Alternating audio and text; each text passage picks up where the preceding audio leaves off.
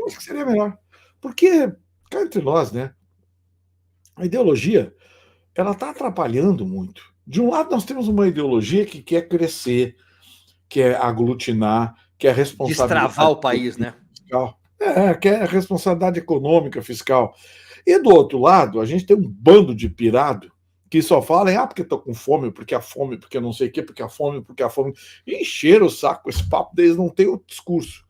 Então eu fico me perguntando, não está na hora da gente rever um pouco esses conceitos de estamos em crise, estamos enfrentando. Não, não tem crise nenhuma. O governo Bolsonaro entregou o país redondinho.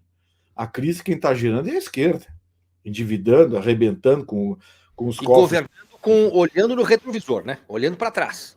É. Né? A gente está voltando no tempo, né, Bernardo? Infelizmente, o Brasil voltou no tempo. E diante dessa realidade, eu fico me posicionando. Digo, pô, eu sou de um estado que já foi protagonista. O Rio Grande do Sul já foi um estado protagonista. Eu fico imaginando o que estão pensando os outros países, né?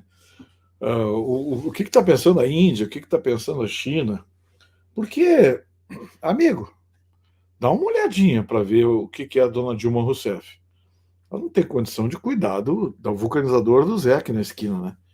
E eu indicar essa senhora para cuidar de um banco de fomento alimentado por 4 das maiores economias emergentes do planeta é, no mínimo, uma irresponsabilidade. Agora, aqui entre nós, irresponsabilidade e Lula é sinônimo, né? Então não adianta a gente querer imaginar que alguém em Brasília pensa. Hoje Brasília está entregue. E a indicação da Dilma para um cargo desse é, pô, põe a Dilma lá em qualquer coisa, lá, tá cheio de cargo público aí, mas botar um negócio desse para representar o Coloca, Brasil. como diz o Requião, vai para Itaipu, né? Porque lá ganha sem É, trabalhar. Né? 30 mil é, contos sem fazer nada, né? Itaipu. isso. Não fala Itaipu que o Gilmar Mendes fica brabinho, viu? Porque Porque de lá vem verguinhas para parar de viagens financiar internacionais, as algazarras dele lá, as em Portugal. palestrinhas dele lá em Portugal, coisa e tal, aí ele ficou brabinho com o Bolsonaro por causa disso. Acabou Então, a assim, energia, né? Acabou a energia, né? É aquele negócio, a forma como esse governo foi colocado no poder, porque aqui entre nós, né? Colocaram o Lula no poder, né? Empurraram, Sim. ajeitaram Sim, daquele foi estava ali. alçado. E eu estou vendo agora. Liberaram a capivara dele e colocaram ele lá. Eu estou vendo agora a canalice solta na chamada grande mídia, grande imprensa. A canalice está solta, viu, Bernardo? Porque tenta imaginar. Tem colunista agora que está tentando desentortar a banana, explicando essas barbaridades que esse governo está fazendo. Né? Primeiro entrou arrombando a porta, chutando o caixa, arrebentando a economia.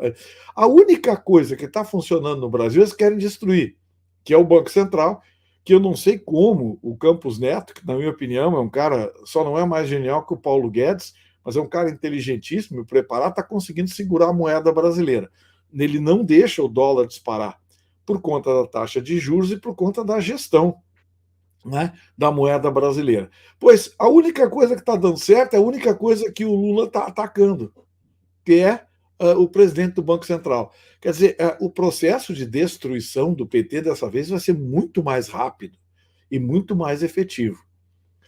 O que me deixa com um pezinho atrás é os boatos de que, na verdade, o Lula só serviu ao sistema.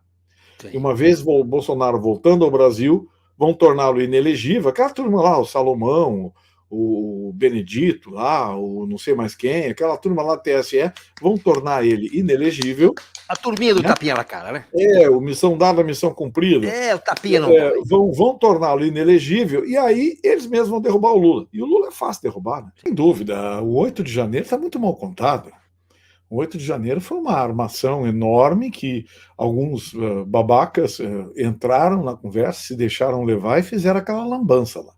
Ninguém é favorável a quebra-quebra, mas o resto é evidente de que o poder público sabia. O GSI avisou o Flávio Dino, avisou o Lula, eles foram avisados. Olha, 16 ministérios e 48 órgãos federais foram avisados pelo GSI. Todo mundo foi avisado. Ninguém fez nada. Aí estão Até o largando Lula tudo, saiu, puxou o carro e foi para Araraquara do Edinho Silva. largaram tudo nas costas Uhum. do Ibanez e do seu secretário de segurança. Quer dizer, é uma sacanagem, né? E a forma como foi feita a coisa, a reação do Alexandre de Moraes, mandou prender todo mundo lá em frente ao quartel. Bom, tem Uber, amiguinho, tem Uber que foi largar a gente lá, foi Foi largar, preso. foi pegar a gente lá e ficou preso. Ai, Preso, tem dois, parece que dois Uber foram identificados lá. O sujeito disse: Olha, meu carro está lá na frente, simplesmente vieram aqui. Eu fui lá buscar a gente, chegaram no carro, perguntaram o que eu estava fazendo, mandaram descer e está preso. O cara é Uber, estava em frente ao quartel, não passou nem perto da Praça dos Três Poderes. Então, assim, o negócio desandou. O negócio desandou, o que nós chamamos de democracia foi por água Prenderam abaixo. criança, prenderam cachorro. Então, É, prender Uber, tá tudo certo. e o que está triste nisso tudo aí é que criamos um campo de concentração que era o que estava faltando. Porque nós temos jornalistas refugiados, nós temos jornalistas perseguidos, nós temos jornalistas presos, nós tivemos jornalista torturado, a gente tem de tudo, tem canais desmonetizados, tudo isso faltava um campo de concentração. Aí conseguiram. Agora nós temos um campo de concentração. E tem gente que ainda enche a boca de dizer atos antidemocráticos. Precisamos preservar a democracia. É muita canalice, né, Bernat? Não, É não verdade. dá. E o que você acha que essa CPI pode render? Porque é aquela velha máxima, não se sabe como termina uma CPI. O que pode acontecer com essa CPI, Gustavo Vitorino? Vinha a verdade à tona. A verdade vinha à tona. E a verdade vai constranger muita gente. A verdade vai constranger muita gente. Na Vai verdade, pegar todo gente de calça curta, é isso? sim, muita gente sabia o que ia acontecer e estão colhendo proveito político disso. Tão, basta ver aí o que estão fazendo. Manda prender, manda isso, ameaça. Agora, onde é que já se viu o ministro da Suprema Corte ignorar as instâncias inferiores, mandar prender todo mundo e ainda dizer: estão reclamando do quê? Pensa que prisão é colônia de férias? Ministro da Suprema Corte, isso é uma barbaridade dessa, amigo.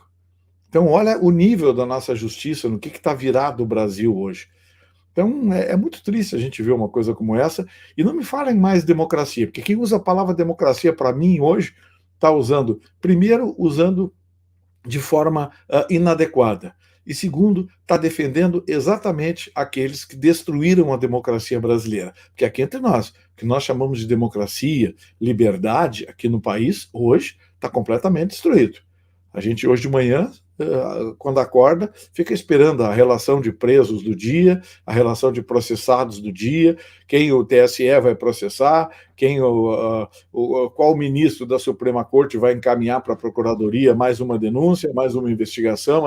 Tá assim o Brasil. Que nós estamos a ponto de chegar a ser um narco-estado, visto que o governo Lula é muito alinhado com os governos que tem em algumas republiquetas da América do Sul, que são narco-estado, como a Venezuela, Peru, Colômbia, Bolívia, não é? Esse ministro da Justiça, aí, o Flávio Dino, isso aí é uma vergonha, né? Como é que o sujeito pode ser ministro da Justiça de um país como o Brasil? Veja bem, se você pegar hoje o IDH dos estados brasileiros, vai ver que dos 5 estados brasileiros de pior IDH, 3 governadores desses estados hoje são ministros. E querem o quê? Querem o quê? Ceará, Maranhão, Alagoas, países que têm um dos piores, os piores IDHs do Brasil, e aí pegaram esses brilhantes governadores e botaram de ministro. Quer dizer, não dá, né, tia? Não dá. Eu fico, honestamente, eu fico hoje com vergonha de saber a forma como estão conduzindo o meu país, o que fizeram com o meu país. Quando decidiram botar o Lula na presidência, e botaram o Lula na presidência na marra, todo mundo viu, né? Goela abaixo. Goela abaixo, teve uma ajuda vergonhosa aí da imprensa do centro do país, e hoje tem colunista tentando ou se defender ou desconversar, ou o que é pior, fazer o que os ridículos insistem em fazer, em elogiar o governo que assumiu, mesmo com as barbaridades que está fazendo. Amigo, 788 bilhões de reais nós já perdemos em valores das empresas públicas brasileiras na Bolsa. 788 bilhões de reais. É o que a gente já perdeu. E Meu ainda Deus do tem céu. colunista ou comentarista econômica que diz: esse governo mudou tudo, agora está maravilhoso, agora nós temos tem vídeos na Não internet. consegue completar uma frase, né? Tem uma moça aí agora tentando se justificar. Então, o que a gente vê é a verdade caindo no colo de todos. Os que têm vergonha na cara se deram conta da lambança que fizeram. Os que não têm vergonha na cara tentam se justificar. Quer ver uma coisa? Dia desses... Na verdade, nós perdemos 15 bilhões por dia no governo Lula, só nessas estatais. Eu estava assistindo, me dei o trabalho agora durante o carnaval, eu digo, vou assistir um telejornal aí de uma emissora dessas aí. Aquela, né? Aquela. Vou assistir um telejornal para ver se a coisa continua de mal a pior. Tomou Dramin antes? Tomou um Plasil, um Dramin? Me preparei para assistir e ver um festival de bobagens. Aí sabe o que me chamou a atenção? Num telejornal de 40 minutos, nos 2 intervalos comerciais, tinham apenas 2 comerciais de empresa privada. Tinham 4 inserções do governo federal e uma de um banco público. E mais, o resto era tudo chamada de programação e venda dos próprios produtos. Ou seja, começou a chover grande de novo, né? Sim. Começou a chover grande de novo. Estão comprando outra vez. Aí vai começar a voltar agora aquelas palestrinhas de 30 mil, 50 mil, 100 mil para os comentaristas daquele canal e vai ficar tudo certinho. Tudo legal. A harmonia entre os poderes, como dizia aquela foto das malas de dinheiro, voltou. O cala-boca antes de acontecer, Vitorino. O que nós temos aí é algo vergonhoso, né? A institucionalização da ditadura no Brasil. Isso é uma verdadeira criação do Ministério da Verdade. A opinião do senhor Barroso, e nada é a mesma coisa, porque esse ministro é um militante político, ele não é um jurista. Pelas barbaridades que diz, eu vi dia desse ele tentando justificar o fim da coisa julgada na esfera tributária e cair sentado, quando ele comparou a um jogo, um cassino que você aposta e você pode perder ou ganhar, sabe? Um absurdo, criou uma analogia vergonhosa de alguém que realmente não tem a mínima condição de vestir a toga de um país como o Brasil. Mas a Suprema Corte está assim, né? Virou um partido político, e o partido político colocou o Lula no poder. Então, você espera o que dessa gente? Agora é silenciar quem fala a verdade, porque a preocupação deles não é a fake news, a preocupação deles são as true news. O que preocupa não são as mentiras, são as verdades. Porque a grande imprensa, essa que a gente conhece aí, que eles chamaram de consórcio, não sei o que, eu disse que era o consórcio do jornalismo brasileiro, essa gente se compra, e compra fácil, estão se vendendo cada vez mais barato, né? Esses colunistas aí, a maioria deles, você dá 2, 3 palestrinhas para eles de 50 pila, eles ficam super felizes e falam o que você mandar, o que você quiser. Então, até assim, a verdade, né? Falam até a verdade, como dizia o Juca Chaves. Se for preciso, né? Se for necessário, até a verdade. Então, assim, o jornalista ao qual nós conhecemos agoniza no Brasil, está morrendo. Tem meia dúzia de pessoas que se dispõem a falar a verdade, colocando em risco a sua integridade física, enfim. Mas estão prejudicando. Gente, olha um absurdo. Bolsonaro não mandou prender ninguém.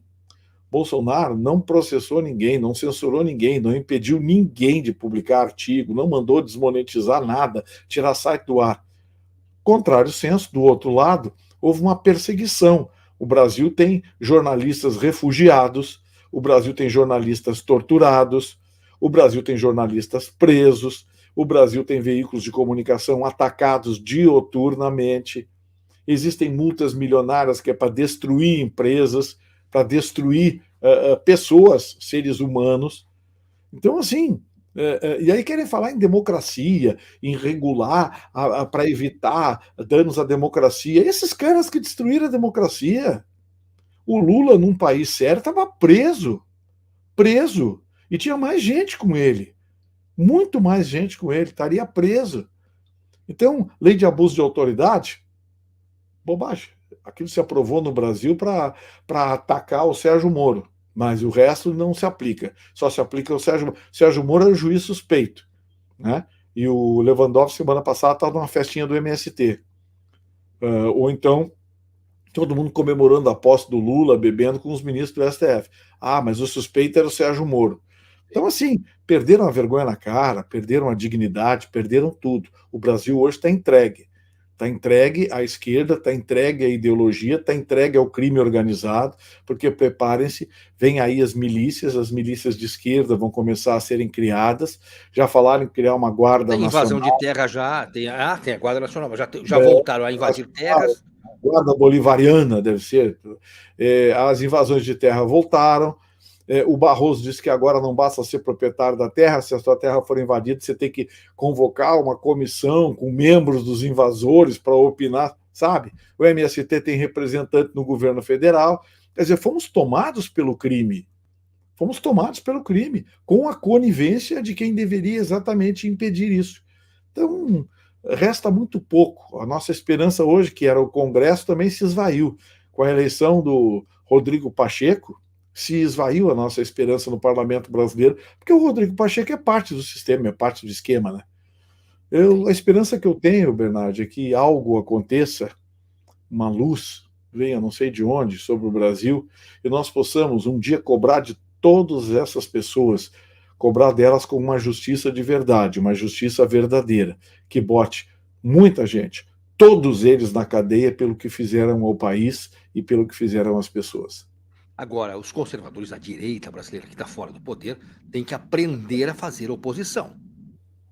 Também tem que ter uma oposição muito organizada e combativa, para não deixar avançar essa agenda progressista, vamos dizer assim, essa agenda 2030 que querem implementar no Brasil, porque eles estão com pressa. E o que aconteceu em 8 de janeiro foi engendrado para acelerar essa agenda de dominação total do país, né, Vitorino?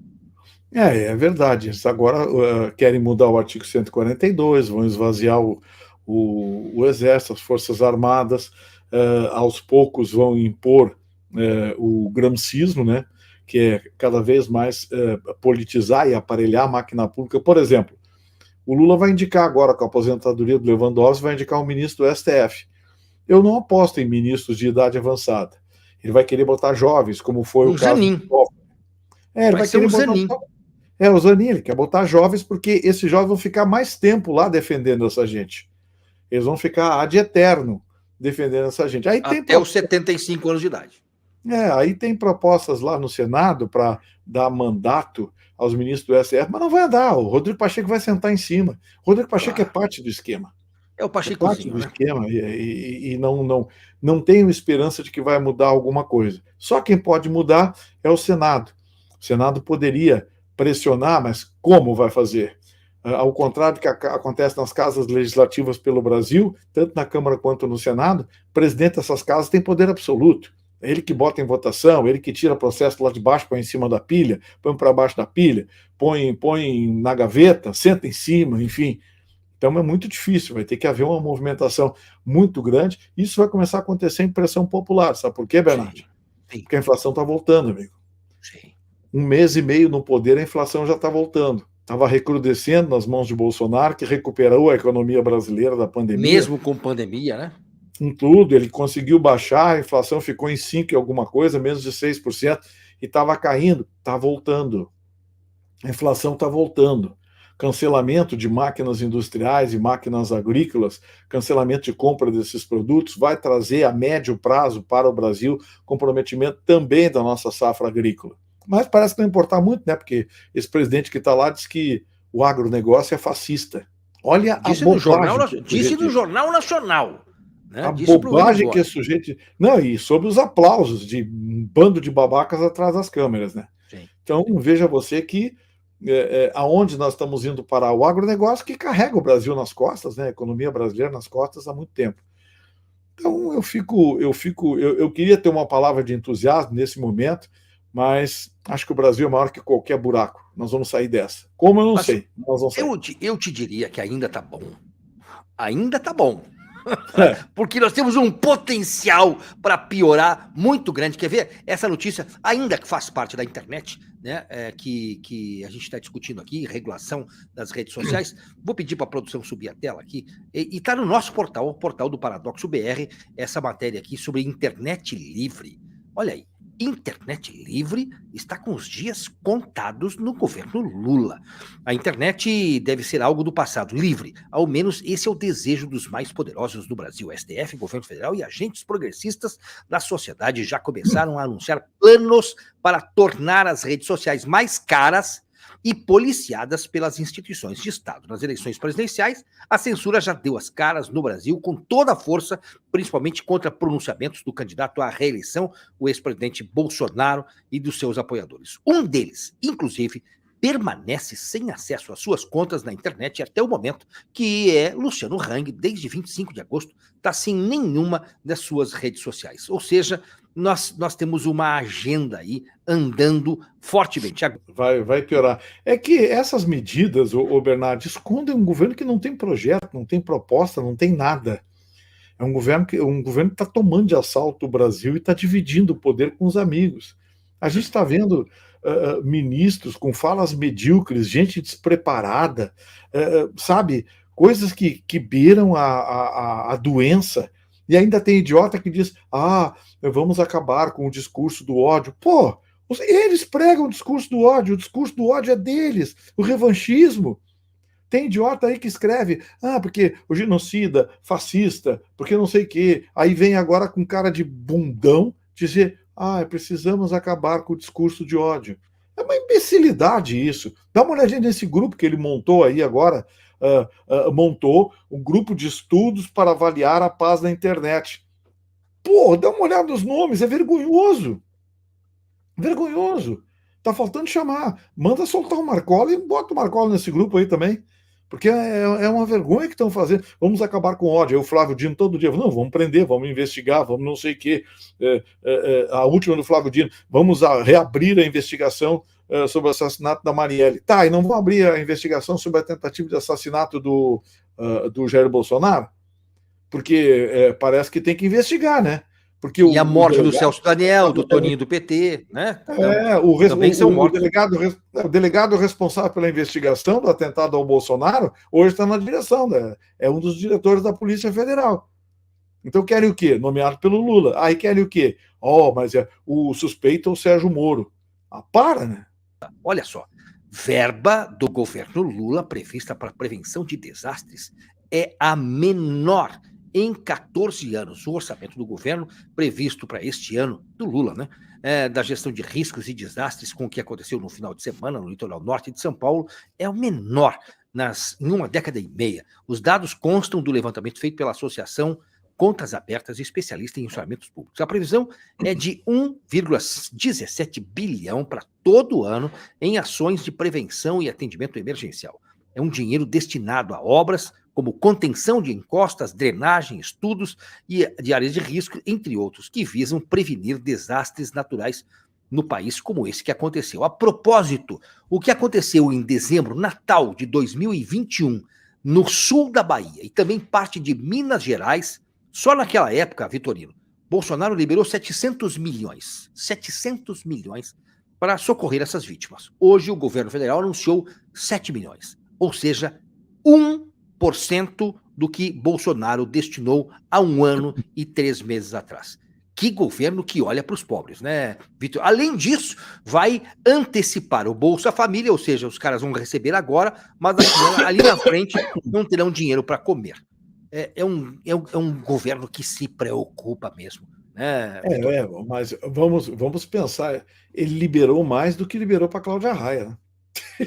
Poxa, porque um é o raio e o outro é a raia, né? Então a raia ganhou mais que o raio. Liberou para Cláudia Raia, é um negócio muito sério. Mas bem menos do que ele vai mandar para a Argentina, para aquele gasoduto lá, né? Aliás, a vaca muerta. Não pensa que esse dinheiro vai para a Argentina, não, viu, Bernardo? Vai não. A vaca vai pro brejo e a vaca tá muerta. Muita coisa vai ficar no caminho, parceiro. Muita coisa vai parar em conta numerada na Suíça. Ou você acha que o PT mudou o seu modus operandi? Vai Até mudar agora? Está limpando a barra de algumas dessas construtoras que tinham até departamento de propina, né? Não vai ter. Você vê nenhuma obra. A primeira obra anunciada por esse governo é na Argentina, para vazar dinheiro para lá. Triste, né, parceiro? Triste. Aí inventaram o tal de o Zé Yanomami lá, sabendo que mais de 60% da área Yanomami é no território da Venezuela. É o amigo deles que quase matou os caras de fome lá. Aí vem agora com esse papo do Brasil, não sei o quê, porque o Bolsonaro. Eles estão esperando o Bolsonaro voltar porque querem tornar ele inelegível. Né? Uhum. A coisa está aparelhada, foi aparelhada de um jeito que querem tornar ele inelegível. A Folha de São Paulo diz que até o STF, alguns membros integrantes do STF já falaram que o Bolsonaro é inevitável, se tornará inelegível. Prisão não pode não acontecer, mas deixá-lo fora, ou seja, um cara condenado por corrupção, esse é elegível. Né? É estranho, né, Bernardo? Porque estão prolatando a sentença antes mesmo de existir um processo. Esse é o Brasil que vai para frente. O Brasil tem que ser estudado, viu? Porque é inacreditável as coisas que a gente vê e ouve por aqui. E fazendo propaganda para um governo, né? E desfazendo outro governo. Pode isso, Arnaldo, ou melhor, Gustavo Vitorino? Claro que não pode, né? Nós não temos uma Suprema Corte, a gente tem um partido político, a gente tem militantes togados. O Brasil foi destruído, literalmente, pelo PT. Ao aparelhar a máquina, o Bolsonaro tentou de tudo, se colocar contra a máquina, mudar, mas não teve como, foi patrolado pelo sistema. O sistema joga muito bruto, o sistema é muito pesado. É um aparelhamento em todas as cortes superiores que beira o constrangimento. E quem não faz parte do esquema é atropelado por ele. É só olhar as universidades federais aí, professor que ousar pensar de forma individual ou pensar pela sua própria cabeça e não pela militância, é atropelado. Hoje você não forma mais estudantes no Brasil, você forma militantes.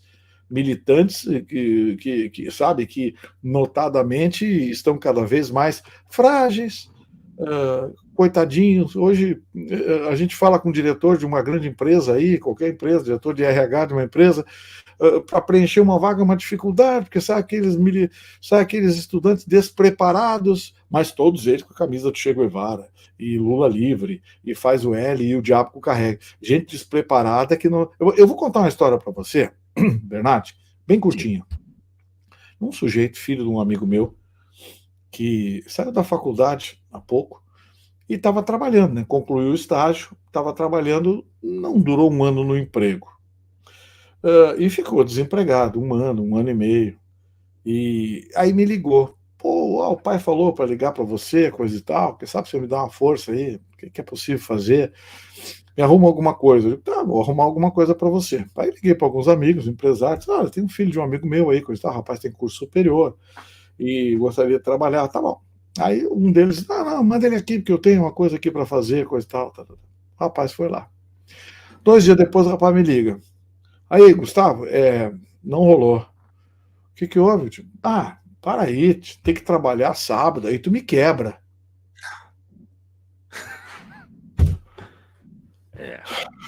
O cara começou a carreira, saiu da faculdade, não tinha profissão, não tinha nada, sem experiência nenhuma, tinha que trabalhar sábado de manhã porque era no comércio, né? Não era vendedor, atividade comercial. Portanto, tinha experiência no sábado de manhã. Não, sábado não, aí tu me quebra. O sujeito estava 1 ano e meio sem trabalhar. Essa é a juventude que nós estamos formando. Agora, você falando dos militantes em carteiras escolares, né, nos bancos universitários, tente apresentar uma tese, um trabalho de conclusão de curso, um TCC, uma tese, ou no seu trabalho de doutorado, que tenha um viés que não seja de esquerda. A banca vai negar. Você não vai passar com o seu trabalho. Por quê? Porque o mundo acadêmico brasileiro foi tomado, sequestrado pela esquerda. Só que isso não foi de uma hora para outra. Gustavo, isso foi construído. E agora, os que saíram de lá, professores, estão ensinando na rede estadual ou até em colégios particulares. Também essa militância política. Ou seja, eles aplicaram muito bem o gramscismo, tomaram culturalmente todos os postos. E hoje, meu amigo, por mais que nós sejamos 90% de conservadores no país, a eleição, me parece, com o sistema que aí está, nunca mais será de conservadores. Posso estar enganado? Acredito que não, porque esta última eleição já provou que nós temos um governo que não tem aprovação popular, só nas urnas. Sabe-se lá como, né, Gustavo? A gente sabe como, né? Só não pode falar. Democracia, meu amigo. A Democracia. propósito, a propósito, Gustavo, estou me ajeitando na cadeira aqui. Eu tenho vários colegas jornalistas que já foram embora. Tem o próprio Alan dos Santos teve que sair do país. O Oswaldo Eustáquio está refugiado no México, com ordem de prisão. E tem outros tantos jornalistas quietinhos que já abandonaram o país. Colegas meus que eu os conheço. Ou seja, e outros estão arrumando as malas. Por quê? Porque a gente pode ser preso. Ou então, calado com a boca cheia de formiga. Esse é o país que nós estamos vivendo. Aquilo que nós temíamos parece que veio. E veio muito pior. A eleição do Lula não foi só a ascensão da esquerda ao poder. Foi agora a criminalização da direita, da forma como está construído. É uma pena, né, Bernardo?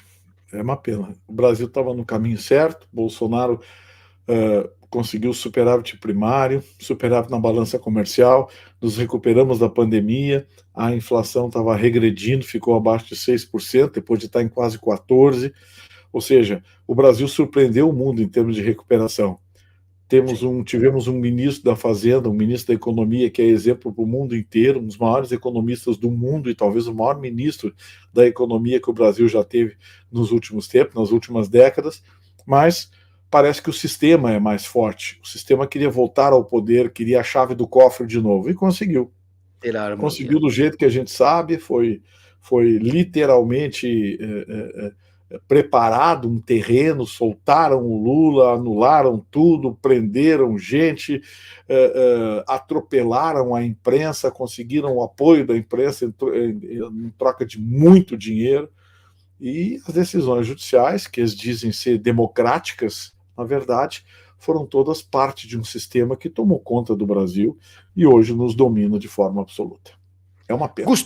Gustavo Vitorino, muitíssimo obrigado por estar conosco aqui no Paradoxo BR, meu irmão, e te desejo pleno sucesso nessa labuta agora como representante do povo gaúcho na Assembleia Legislativa do meu estado, o Rio Grande do Sul. Obrigado, Vitorino. Obrigado, Bernardo, uma honra estar com você sempre, estou sempre à disposição, obrigado pelo carinho, pela gentileza, aqueles que estiveram conosco, muito obrigado, e a gente vai se ver mais vezes, sim, porque alguém tem que tentar ainda manter a verdade circulando no nosso país, e pode ter certeza, nós dois somos parte disso.